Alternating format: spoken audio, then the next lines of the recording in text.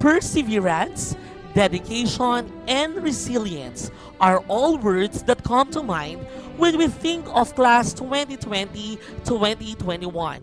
Ladies and gentlemen, welcome to the fourth commencement rites and second virtual graduation ceremony of Cotta National High School Senior High School Department with the theme Strengthening the Quality of Education Amid COVID-19 Pandemic.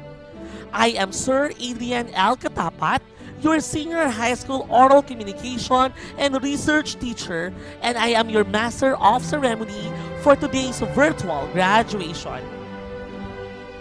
And now, let us all welcome the DepEd Administration, headed by our school's division superintendent, Dr. Hermogenes M. Panganiban, our school principal, Ma'am Richelda D. Abadilla, the dynamic senior high school teachers.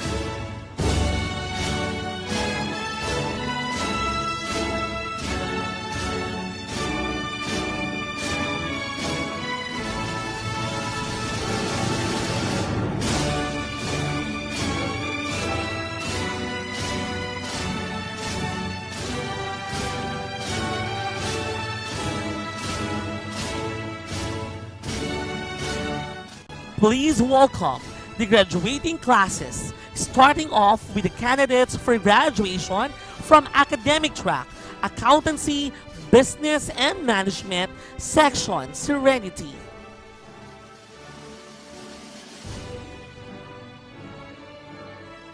Also from the academic track, humanities and social sciences, section Docility.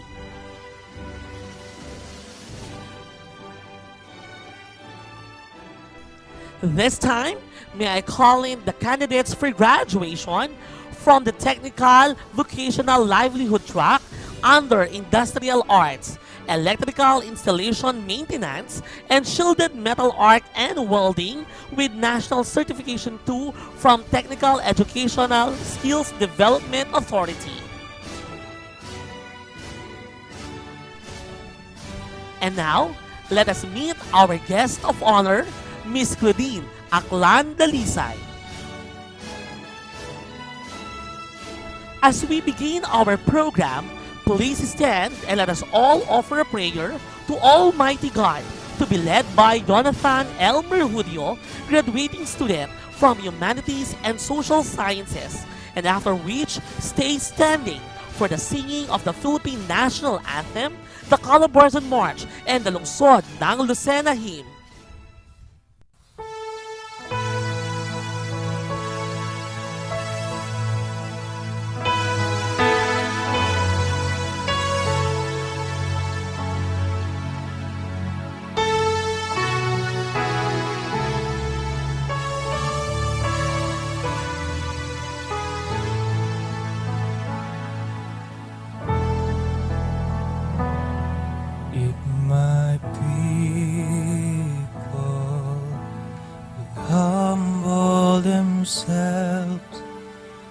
Humble themselves and pray.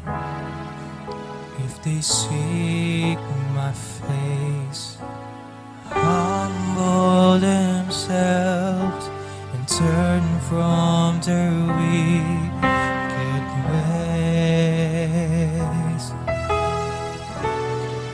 I will hear from heaven and forgive their sin.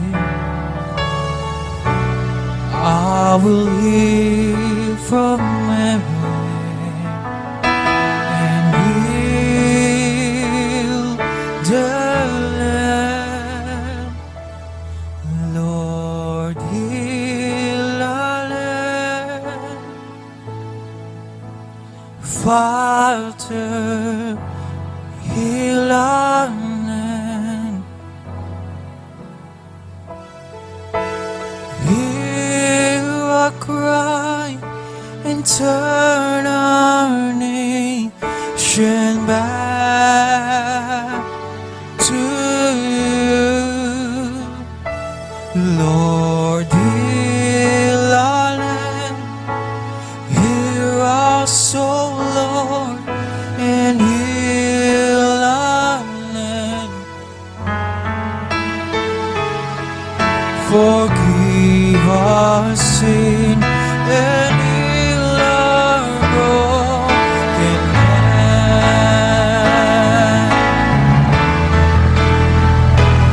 Lord, heal our land.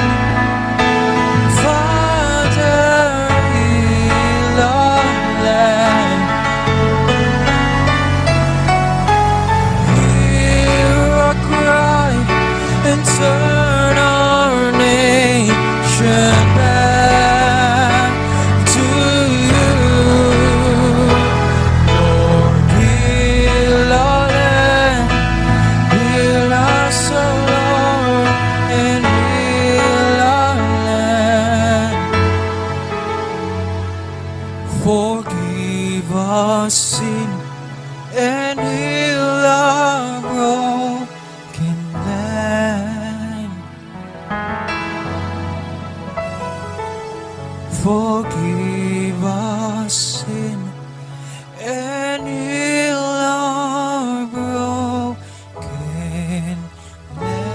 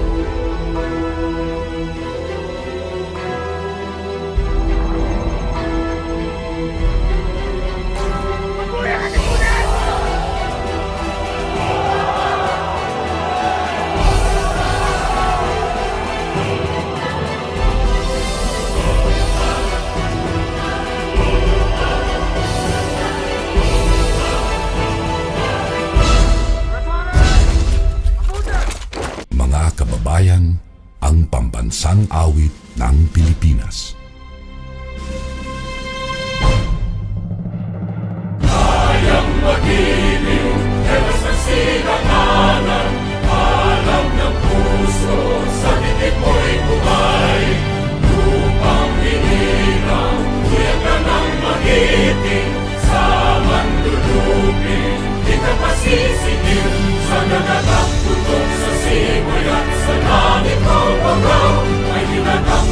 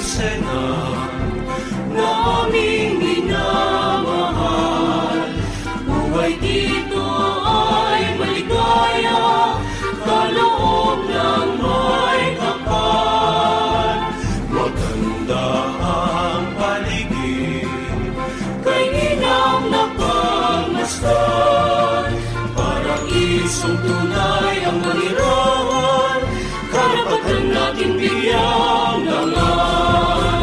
Bawat galaw ng aming buhay, kasiyahan ang siyang taglay. Tanging buot sa silanganan, tunay naming mahal.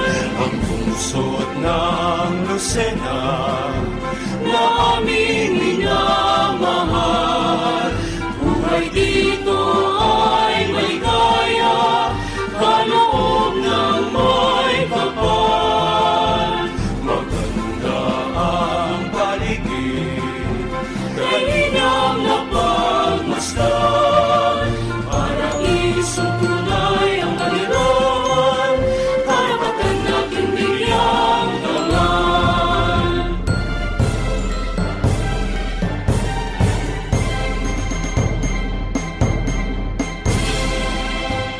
Ang lungsod ng Lucena na aming minamahal.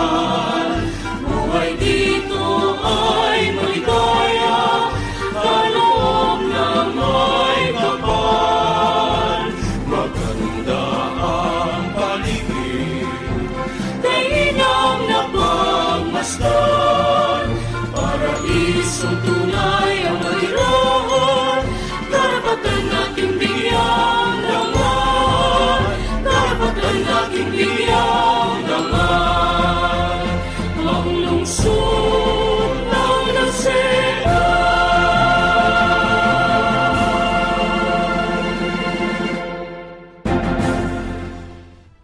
To deliver the welcome address and to do the honors of presenting this year's candidates for graduation, here's our school principal, Ma'am Richelda D. Abadilla. Good day to each and everyone. It is my pride and happiness to welcome you all to the 4th graduation ceremony of Cotta National High School. A graduation is always such a special occasion. The culmination of years of hard work, the actualization of goals attained, and the acknowledgement of successes achieved. So, it is only fitting that today we commemorate the road that we have all traveled together this last few years. It has been a journey that started with tentative steps perhaps, but one that has taken us to remarkable heights. We have encountered some trials and tribulations along the way, soldiered on and come out the stronger for them. We have experienced exceptional moments, magical moments, and created memories that will be fondly remembered in the years ahead. In a few minutes, you will no longer be CNHS students and completely out of my sphere of influence. So I am going to use my short time to make 2 final requests. First, please thank your teachers for the tremendous work they have done to help you to get you today. Second, thank your parents for all their sacrifices. Now you are out into the world. You are ready. What's more, I speak on behalf of the entire CNHS faculty when I say that we are so proud of you. Proud of who you are, proud of what you have accomplished, and thankful that we got to share this important time in your lives with you. And as now you strike out to make your way in the world, we hope for your happiness. We hope for your peace and joy. We hope for your passion and purpose. We hope you accomplish your heart's desire. We hope you find courage within yourself to be kind, and the strength to be persistent. Finally, we believe you will continue to represent Cotta National High School well, and that throughout your life, you will leave its place and you will touch a bit better for your having been there. Congratulations, dear graduates. Dr. Hermogenes M. Panganiban, our officer in charge for the Office of the School's Division Superintendent, I have the honor to present to you the candidates for graduation for school year 2020-2021 of Cotta National High School Senior High School, of whom 40 are male and 31 are female, with a total of 71 graduating students. I hereby certify that they have satisfactorily completed all the requirements of the K-12 basic education curriculum prescribed by the Department of Education. May I therefore request you to please confirm their graduation.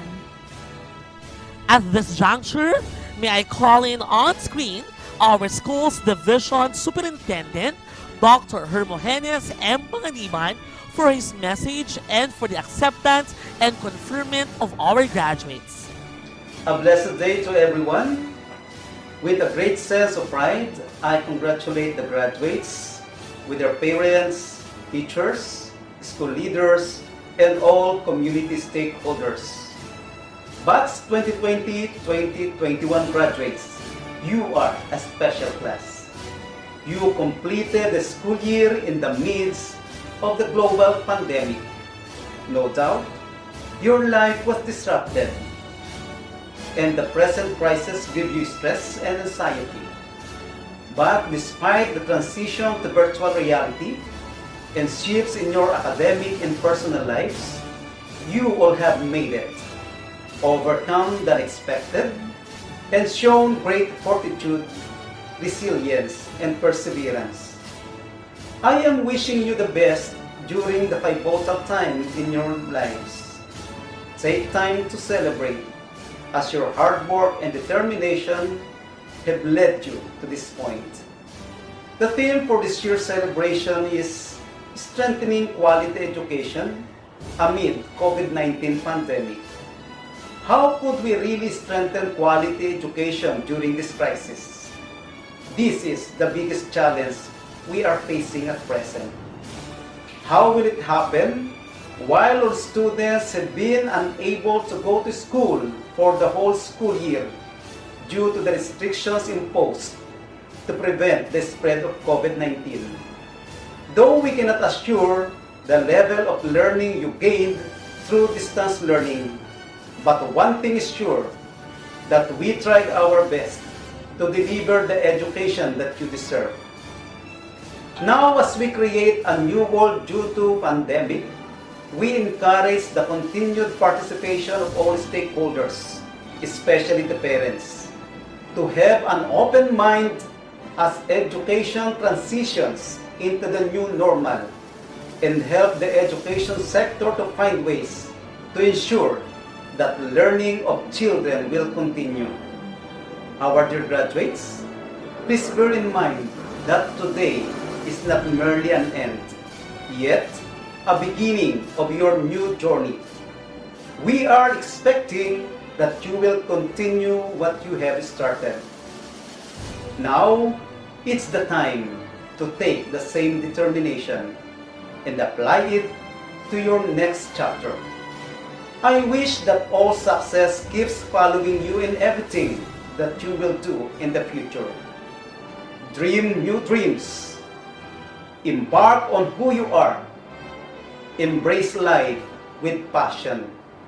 And keep reaching for the stars. Shine on and go for it.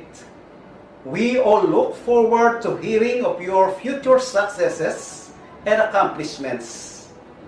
So, our dear graduates, to everyone, this afternoon, by the power vested upon me by the Department of Education, As OIC Schools Division Superintendent, I hereby confirm that our graduating students have satisfactorily completed the K-12 basic education curriculum intended for their grade level.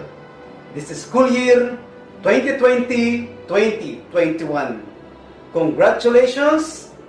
May God bless us all. The great philosopher Aristotle once said that the roots of education are bitter, but fruit is sweet. Hence, this moment calls for a great celebration for the fruit of your success. Ladies and gentlemen, I'd like to present to you the graduates from Cotta National High School, Senior High School Department, Batch 2020-2021. To call in the graduates from each strand, I'd like to request the presence of the advisors. To call in the graduates for Accountancy, Business, and Management, Section Serenity, here's Miss Between B. Osea. Cabintoy Eduardo V. Chua Angelo O. Gloria Patrick V. Nieva Junel N. Abrantes Rizan M. Aklao Rosaline F. Arguinoso Kesha K. H. Coloso Kim B. Cortez Jeneline with honors. Desquitado Christine Joy R. Lasigas Angelica G. Menchero Jamaica B. with honors.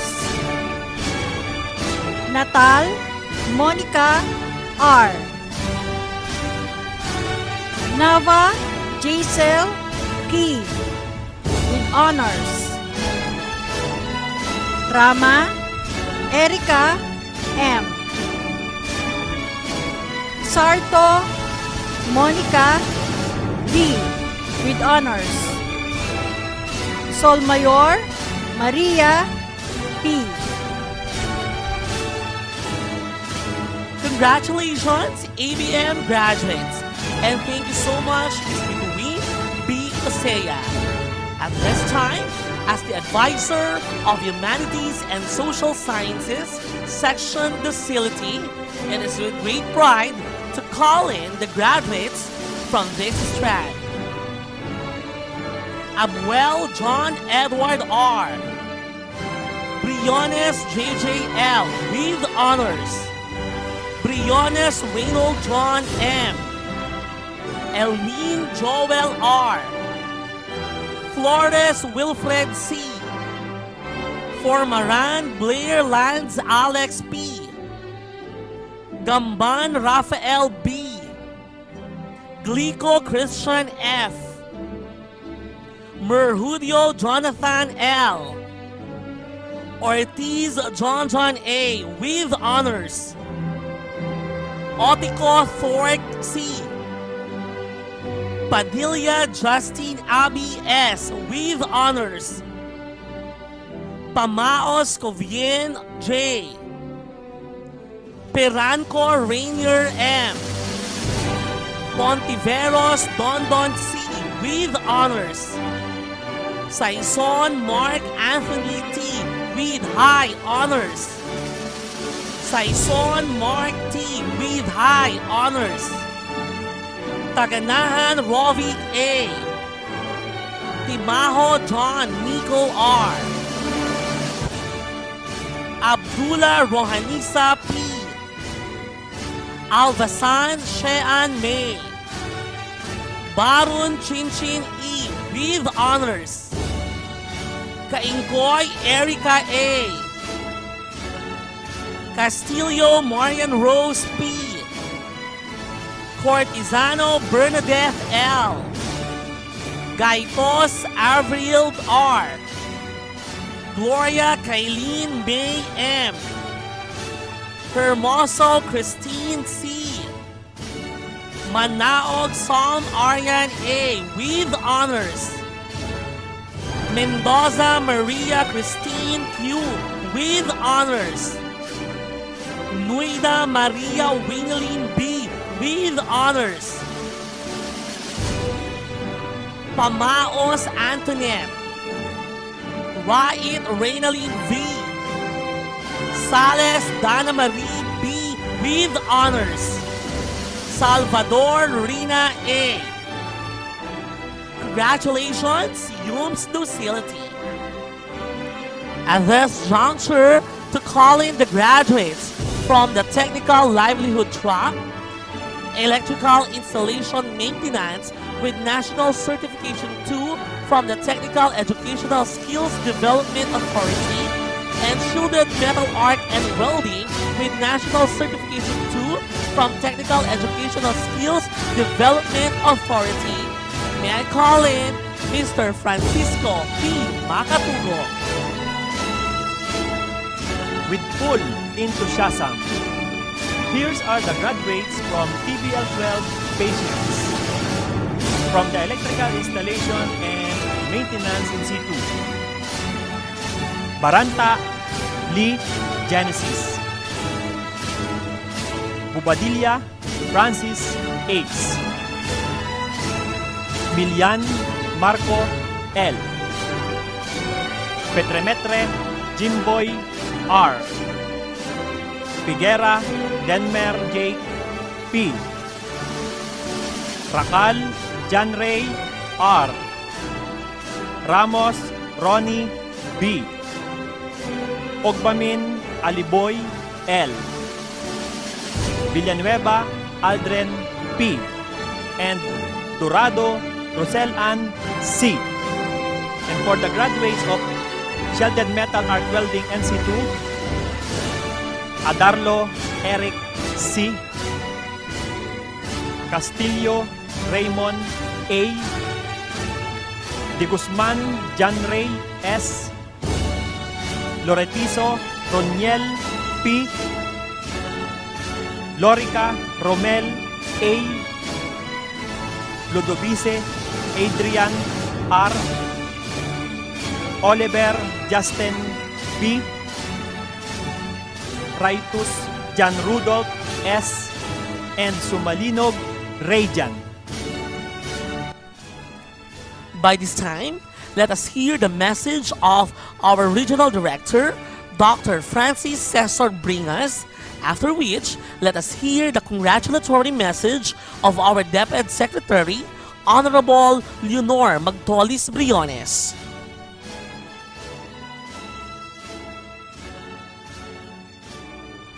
Warm greetings to everyone. As school year 2020-2021 draws closer to its end, you may look back to the many firsts that took place during this school year. I hope that these unique experiences have taught you meaningful life lessons that you can bring with you beyond the COVID-19 pandemic, wherever your destiny leads you in the future. I would like to congratulate you, dear graduates and completers, for finishing your basic education. The Basic Education Learning Continuity Plan that was utilized by the Department of Education paved the way for your completion of basic education despite the numerous unprecedented challenges brought about by the prevailing pandemic. For this, your alma mater is very proud of you. Despite the inevitable threats brought about by the COVID-19 pandemic, resiliency will not allow the pandemic to cripple us and destroy our desire to deliver quality education. Thus, this year's theme, Strengthening the Quality of Education Amid the COVID-19 Pandemic, underscores our aim to sustain the quality of basic education despite the challenges of the new normal setting. Our combined efforts to deliver quality basic education amid the pandemic should produce holistic graduates equipped with lifelong skills, graduate who would help usher in a brighter future for the Philippines. Likewise, I would like to congratulate the teachers and school heads for your support to the BELCP program of the Department of Education. That education must continue despite restrictions on face-to-face conduct of classes in schools. It was very challenging on the part of teachers, but also as challenging on the part of parents to ensure that their children would receive the quality education in whatever modality was available and most appropriate. Finally, to all our stakeholders who have continuously supported DepEd in all our programs and activities, my grateful appreciation for your unwavering support and commitment to the department. Sa inyong mga giliw kong mag-aaral ng Calabarzon na magsisitapos, binabati ko kayo sa inyong matagumpay na pagtatapos. Kayo ang buhay na patunay na kayang magpatuloy ng edukasyon sa gitna ng pandemya. Mabuhay tayong lahat.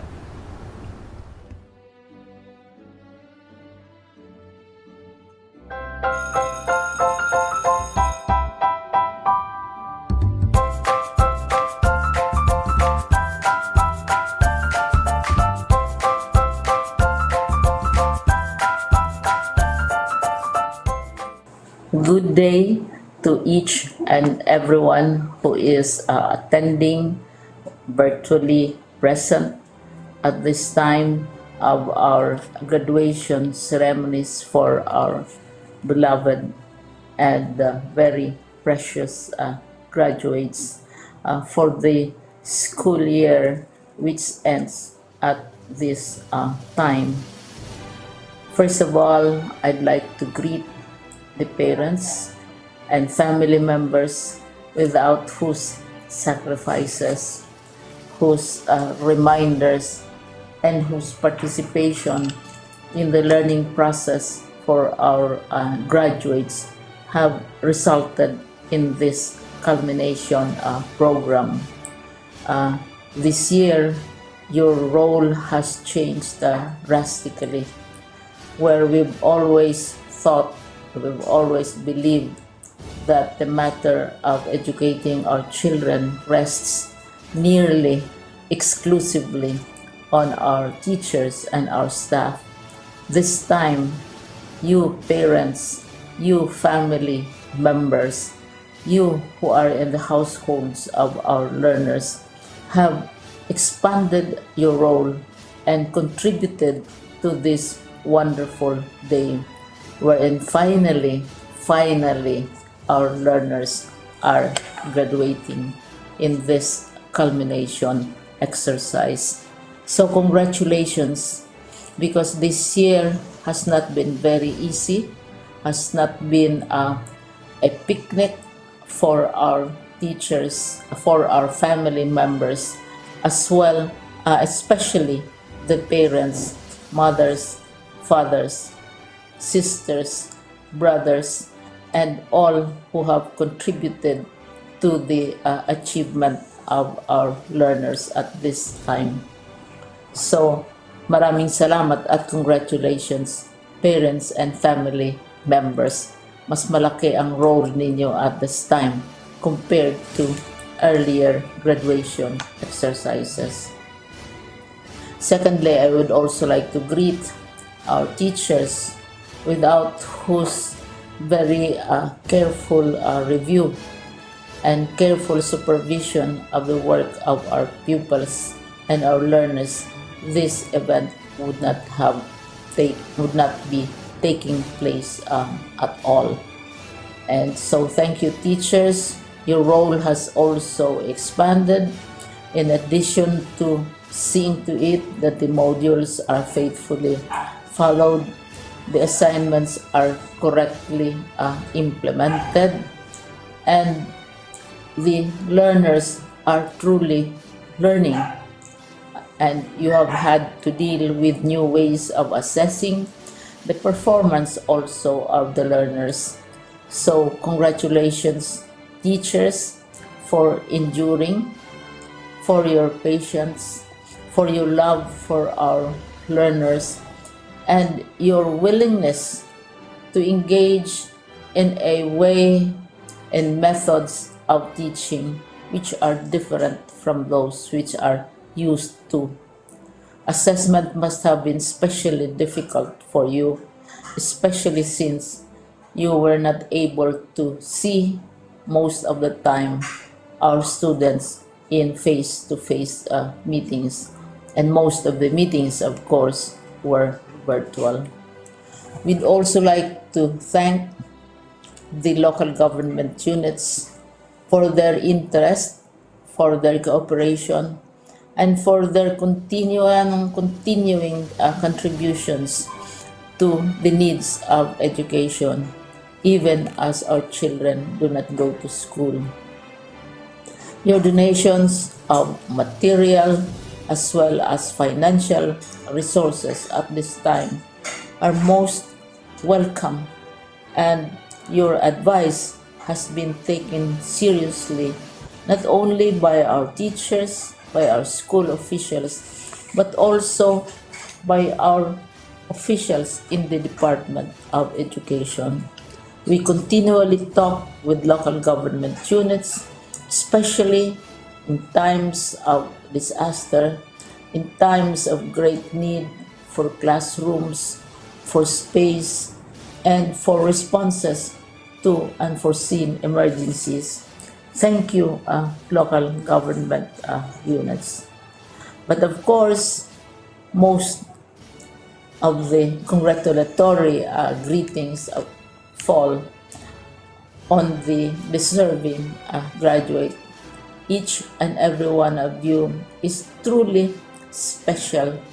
You are different from the other graduates who have passed through the portals of your school.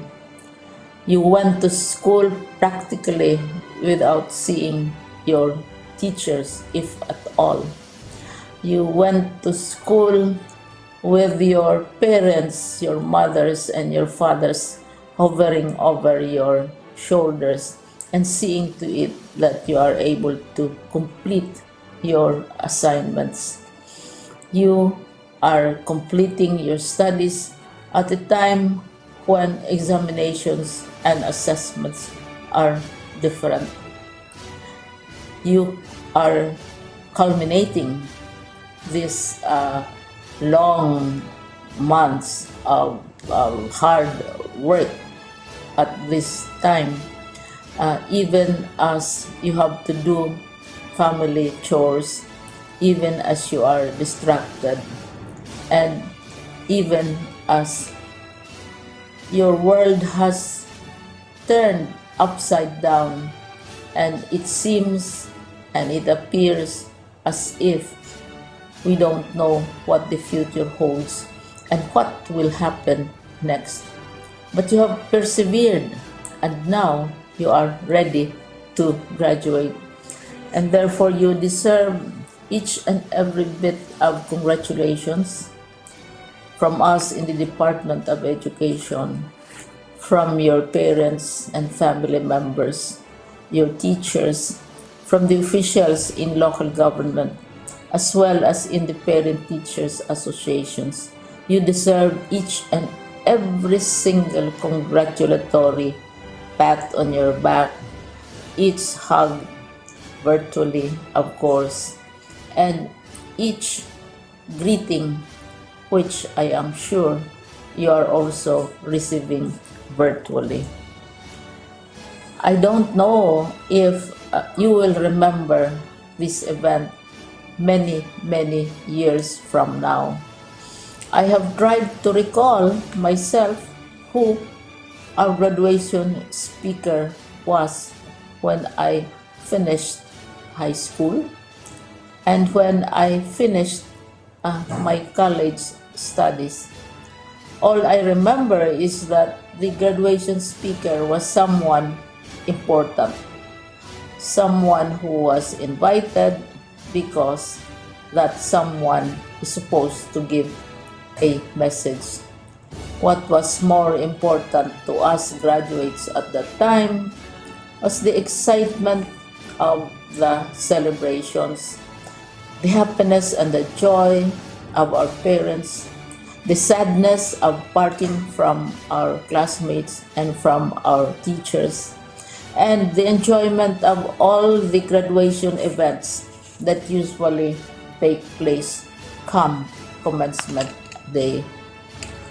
When I was a college student, we had a series of events which were designed to embed in our minds, which were designed to help us remember and not forget our days in college. We would spend one whole day going around the campus, visiting the classrooms, saying goodbye to our teachers, and sharing memories. We would have bonfires to say goodbye to each other. We had baccalaureate services where we committed ourselves to God and we prayed for guidance when we go out into the world. So many celebrations, and the speaker, of course, is the least important and easily forgotten component of the graduation exercise. Nonetheless, I will exert all efforts to share with you what I see are things or issues which a graduate should remember and recall. I have said that you are very special. You are very different. You are pioneering. There has been no other class like your class. There has been no other graduate like you as a graduating student, because you are the very first graduate of the blended learning response to education in the Philippines. And so you ask yourself, what awaits you in the world outside? You can either work, because the kind of curriculum you survive and underwent as a student will enable you to go to work if you wish to go to work. Some of you will proceed to further studies, and this would be a wonderful thing because there are many opportunities for further expanding your knowledge, for further answering and looking for explanations of issues, events that make you curious, especially in science, in technology, and also in the arts. So you can work, you can go to further studies, and perhaps some of you will settle down, hopefully not too soon, so you can pursue what you really want to do. So today, this is why we call this exercise a commencement exercise. It's not the end of our studies. It's not the end of all our efforts with blended learning, with modules, with floods, with earthquakes, and of course with COVID. It's a commencement of doors opening to you. More doors will be opened because you are a graduate. You can work, you can proceed for further studies, you can help your parents, and you can perhaps look for opportunities to do what you have always wanted to do, whether at work, whether at advanced studies, whether at learning more in science and technology, in mathematics, and in the arts. All of these opportunities are available to you. More doors are being opened. I hope you will select the door which arouses your curiosity, the door which will help you know more about this world, and the door which will allow you to contribute to the development of our country and contribute whatever we can to solve our problems and our challenges. Congratulations once more to each and every one of you. Congratulations to you, parents and family members. Congratulations to you, teachers. When I was chair of the board of Silliman University, each time we had graduation ceremonies, during the baccalaureate and during commencement itself, I would cry.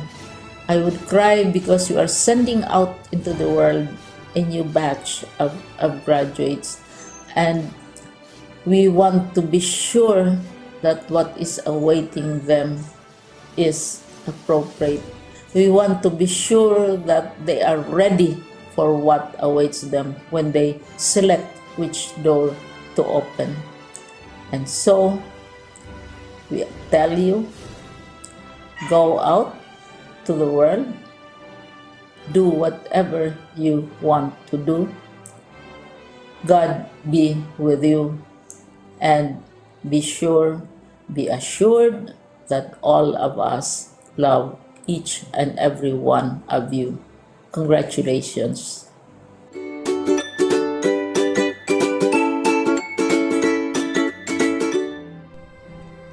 Maraming salamat, RD Bringas and Secretary Briones, sa pagbabahagi ng inyong mensahe para sa ating mga nagsipagtapos.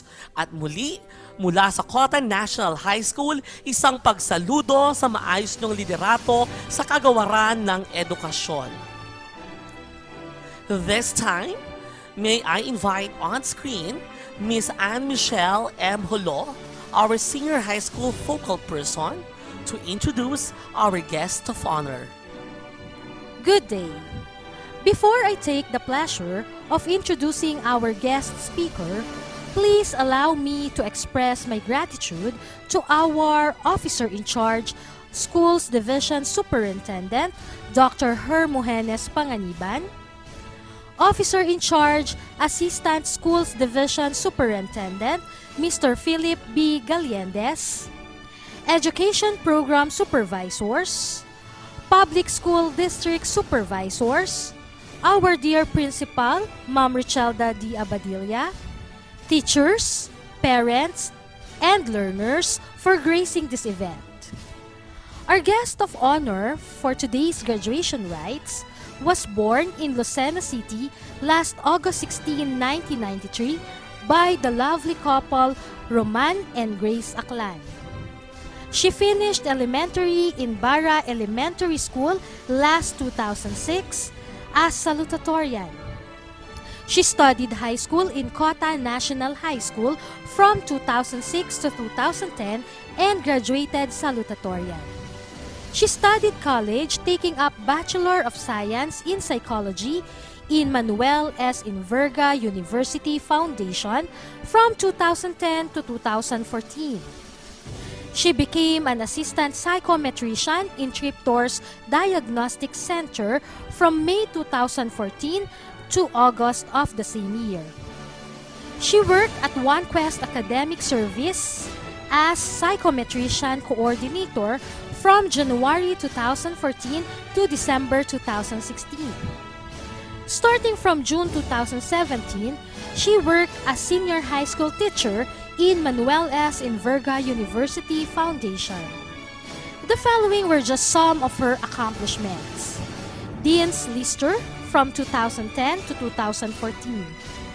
Presenter at the Manuel S. Inverga University Foundation's first International Student Research Forum last 2014. Binibining Matematika first runner-up last 2007. Model student from 2007 to 2010, and recipient of Leadership Award from 2007 to 2010. At present, she is a member of Psychological Association of the Philippines. Parents, teachers, and students, let us give our warmest virtual clap to our Gintong Ani 2010, a registered psychometrician, and at the same time, a registered teacher, no other than Miss Claudine A. Dalisay. To our principal, Ms. Richelda Abadilla, our school's division superintendent, Dr. Hermogenes Panganiban, to all the faculty members of junior high and senior high of Cotta National High School, parents, and dear graduates, good day. Before I give my speech, allow me to greet you, dear graduates, my heartfelt congratulations for a job well done. I know that some of you may think that this ceremony will never happen because of the crisis we are facing today, which is the COVID-19 crisis. That's why you should be grateful and thankful for your teachers, school administrators, staff, and your principal for their tireless efforts, patience, and dedications that ensure the enabling and supportive environment for effective learning to happen, thus bringing you all here today. More importantly, to your loving and caring parents, guardians and relatives, community officials and other stakeholders, for their active engagements and shared responsibility for developing you, dear graduates, as lifelong learners. Do you believe that the only constant in education is change? DepEd Secretary Brianna stated that we have to change the way we teach our learners. We have to prepare them for a world that is drastically changing. The more we prepare our learners before going out to a world where the practices and principles are already different, then they will be in a better position to accept and look for innovation. Nonetheless, one of the biggest lingering challenge of basic education in the country is quality, particularly of our students' learning outcomes. Also, the standard of quality education is even made more challenging by technology. This year's theme, Sulong Edukalidad, Championing the Nation's Future, focuses on 4 reforms in basic education, which form a word KITE. K stands for curriculum, for K-12 curriculum review and updates. The first challenge here is to produce new breed of learners. But how? Being a senior high school teacher, saksi ako sa pagbabago na meron ng ating mga 21st century learners. May mga ilan na nagsasabi na kinaina ng sistema ng teknolohiya na mas marami pa ang oras sa social media kaysa gumawa ng mga school activities. Pero naniniwala pa rin ako na ang kabataan pa din ang pag-asa ng ating bayan. Na marami pa din estudyante ang nagpapakita ng kanilang angking talino, talento, pagiging leader, critical thinker, at ang kanilang creativity sa paggamit ng mga makabagong teknolohiya. At hindi ang paglimot sa kasaysayan, sining at kultura na meron ng ating bansa. The next one is the improvement, learning environment. This beyond physical facilities, we must also ensure that our schools are safe spaces for learning. But this time of pandemic that we are experiencing, we need to ensure everyone's safety, especially the students. Na kahit hanggang ngayon ay usapin pa rin, kailan nga ba muling magbubukas ang klase? This crisis should have a collaborative efforts. So let's all pray na matapos na ang pagkalat ng virus na ito at yakapin ang new normal na meron tayo ngayon sapagkat isa ito sa pagbabago na meron ang mundo ngayon. Ngunit sabi nga, hindi matitigil ang ating pag-aaral kahit pa nasa bahay man tayo o paaralan dahil may iba't ibang approach na maaaring gamitin o platforms like the blended learning approach upang patuloy ang ating pagkatuto. Third one is the teachers upskilling and reskilling. The battle for quality basic education will be fought and won inside the classroom by the teachers. Teaching requires continuous innovations. Educators teaches with the heart. We should be compassionate, passionate, innovative, and a lot more. Because teaching is a lifelong learning. We should embrace the changes happening with our society with the rapid development of technology nowadays. And lastly, the engagement of stakeholders for support and collaboration. We need to deepen our engagement consultations, collaborative research and analysis, and high-level advice to strategic policy, planning, and programming for quality. As Secretary Biones emphasized this.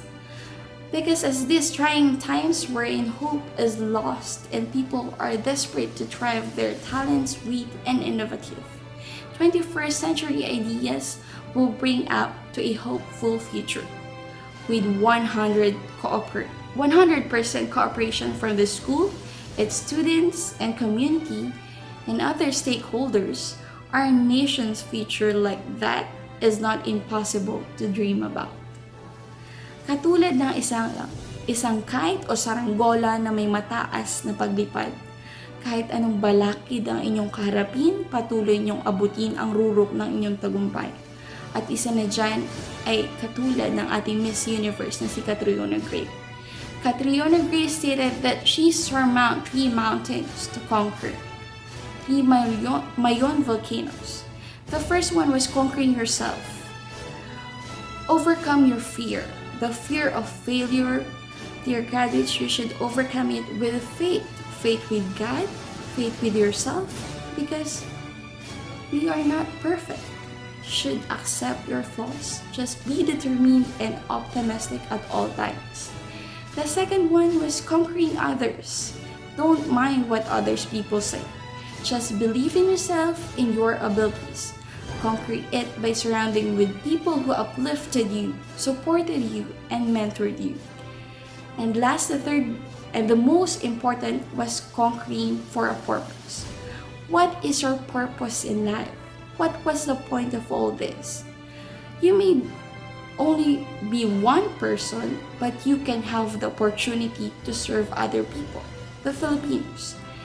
Inside each and every one of us is the king and queen with the ability to conquer the universe, whatever that may be. But we must be first conquer ourselves, conquer what others perceive us, and finally conquer with a purpose.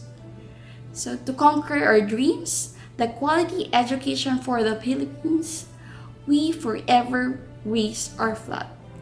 Once again, congratulations and mabuhay. Thank you very much, Miss Claudine Aklan Dalisay, for the truly inspiring message which I know left a mark in the minds of our dear graduates. And now, we proceed to the awarding of Certificate of Appreciation to our commencement speaker.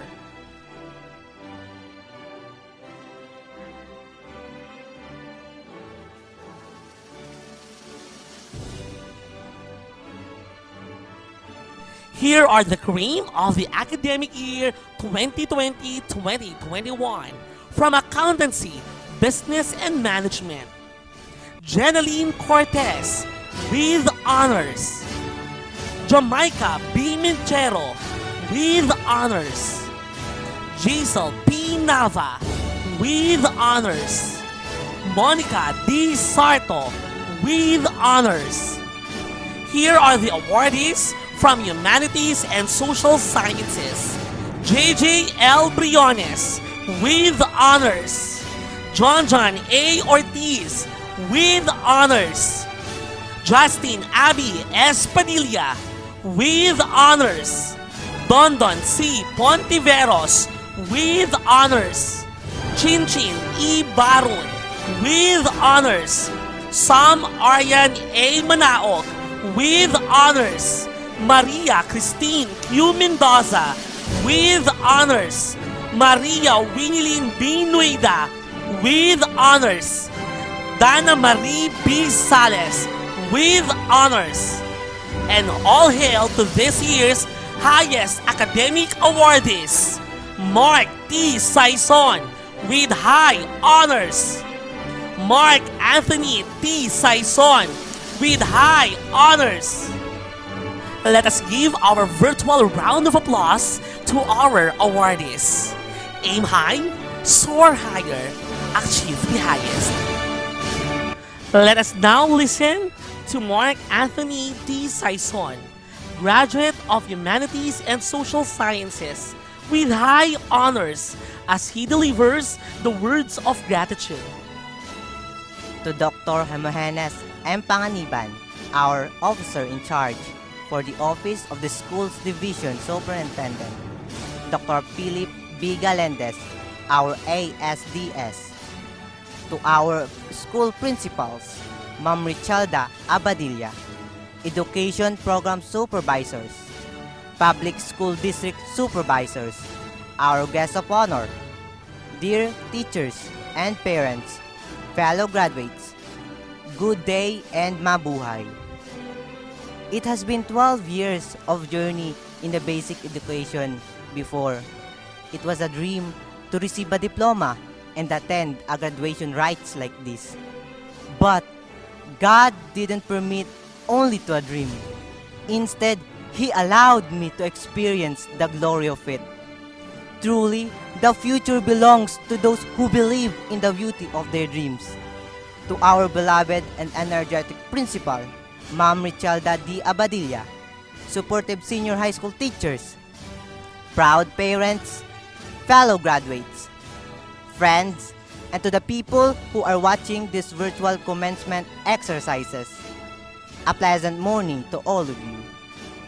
I am very grateful for having such an opportunity to give my word of gratitude to all of you in behalf of the graduates of Batch 2020-2021 of Cotta National High Senior High School.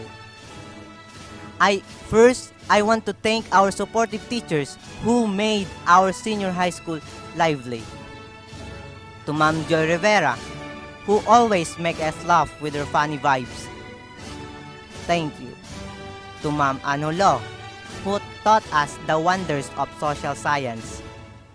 Thank you very much. To Ma'am Elaine, for being a good role model to us.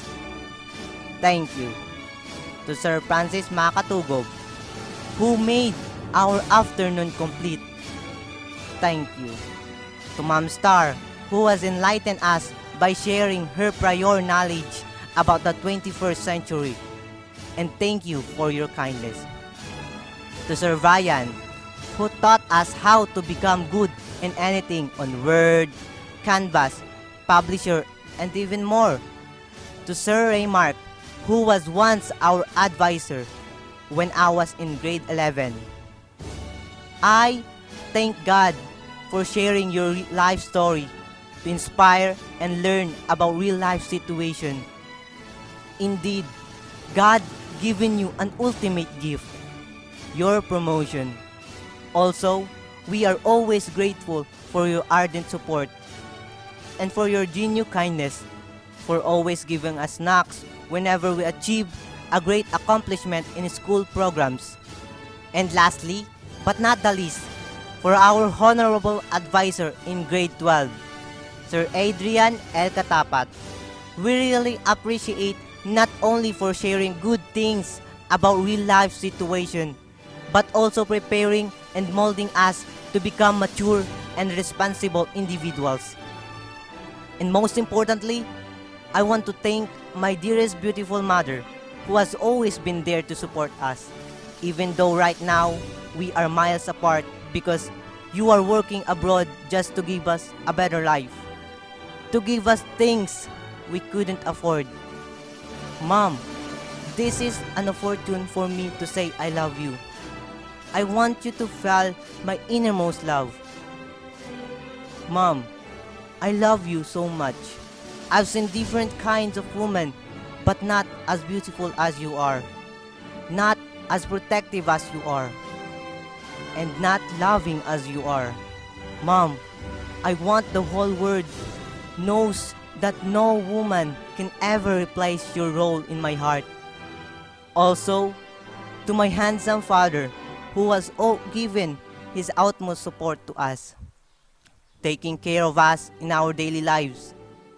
Pa, sa ilang taon na malayo sa piling natin si Mama, ikaw ang laging nagbabantay at nag-aaruga sa amin.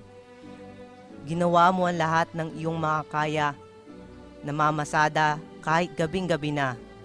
Mabigyan lamang kami ng pera. At nagpapasalamat ako sa Poong May Kapal para doon. Gayon din, kahit na minsan ay napakakulit namin at hindi nasusunod ang iyong pinapagawa. Pa, nagpapasalamat kami at ikaw ang pinagkaloob ng Poong May Kapal upang maging isang mabuting ama sa amin. Ma, Pa, ang parangal pong ito ay inaalay ko sa inyo. So now, let me tell you my story about my journey on how senior high school changed my life and became an honor student that everyone can proud of. You see, at first, I was just a usual student in my junior high school. I did sometimes skip school classes just to go to the computer shop and play computer games. And because of that, it was a tough time for me to learn and focus on my studies. Those memorable 4 years of being junior high school taught me the value of time, and completing the junior high school requirements made me so happy. But as I reminisced it, biglang pumasok sa isip ko. Yun na yun, 4 na taon sa buhay ko ang nasayang dahil sa paglalaro ng computer games. Wala akong alaala na pwedeng ibahagi sa mga taong nakapalibot sa akin. Alaalang aking ibabahagi ng pagmaymamalaki. So I keep thinking on myself that I wanted more, explore new things, something new, something interesting. So I decided that in the next phase, which was the senior high school, babaguhin ko ang lahat, ang estilo ng aking buhay, upang makamit ang pangarap na aking ninanais. However, due to my brother's school issue, we attended the same school, same class, and same strand. At first, it was very awkward being with my older brother because it was my first time attending a class with him. But still, it didn't change the fact that I wanted to explore something new.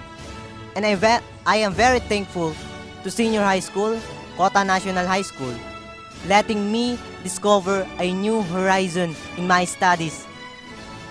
This Cotta National High School Senior High School Department changed my life forever. I met teachers here as loving as my parents. I met a lot of friends I could call my brother, and my family that always been there whenever I need them. These 2 years in senior high school are one of the best years I ever had in my entire life as a student. Subalit, hindi ito naging madali. Nakaranas ako ng pagkabigo at paghihirap. Gayunpaman, hindi ito naging dahilan upang itigil ang aking nasimulan, sapagkat nariyan ang aking mga kaibigan, kapatid at pamilya na aking masasandalan. To my fellow batch 2020-2021 graduates, let me tell you this: our senior high school life is ending right now. But as the song says, ito na ang huling sandali. Hindi na tayo magkakamali kasi wala nang bukas. Sulitin natin, ito na ang wakas. It seems like only yesterday when our senior high school journey began. And then we experienced this pandemic that changed our school lives. But still, we finished our studies and here we are now. All of us are about to end our journey in senior high school. So before we leave here, let's enjoy the last moment. Don't leave any regrets on this day, this time, this moment. Do the things that make your heart feel at ease. Nevertheless, Be responsible from now on. For what we sow, we reap. And one thing, just believe on the power of your dreams. And all you have to do is to survive. Once again, this is Mark Anthony Tisaison, a high honor student in batch 2020-2021, sharing my real life experiences. Thank you. Mark T. Saison, graduate of Humanities and Social Sciences with high honors, will lead the Pledge of Loyalty to the alma mater. Graduates, please raise your right hand.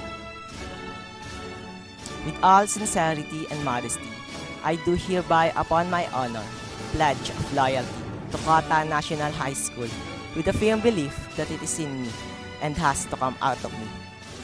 I promise to uphold all it teaches and stands for, knowing that my loyalty to my dearest alma mater is my sacred duty. I will consecrate myself to the noble task for which she is dedicated, and to the ideals and principle for which she stands. I shall strive to live up to the standard of excellence of my alma mater, to elevate the mind and strengthen character, and to be always on the side of the law, freedom, and justice for the service of God, country, and mankind. Good day, everyone. Before we close this day's ceremony, I would like to take this opportunity on behalf of the faculty and staff of Cotta National High School. Congratulations, both graduates and parents who helped us to arrive at this moment. In this time of pandemic, we face different trials and challenges. But despite of this, we'll learn how to survive and to adapt in this new normal. It gives us the motivation to pursue our dreams and strive more. Again, congratulations, Batch 2020-2021. God bless you all. This ends our fourth commencement rites of Cotta National High School Senior High School Department. To the graduates, congratulations! May you find a good career and may you continue living in accordance with the maxim of Cotta National High School. To our dear parents and guests who have shared with us the joys and blessings of the day, thank you and may God bless us all. This is Mr. Ilian L. Katapat, your Master of Ceremony, now signing off. This time, let's hear the valediction song of the batch 2020-2021.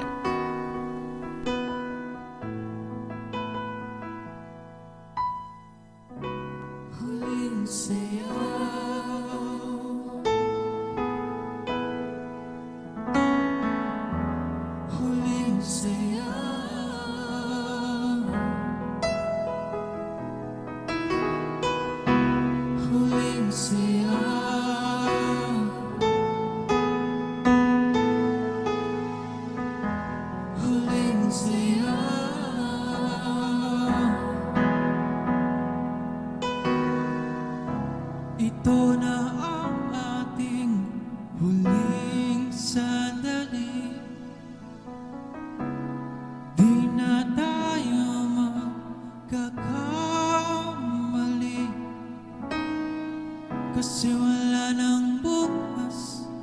Sulitin natin, ito na ang wakas. Kailangan na yata nating umuwi. Hawakan mo aking kamay bago tayo maghiwalay. Lahat-lahat ibibigay, lahat-lahat.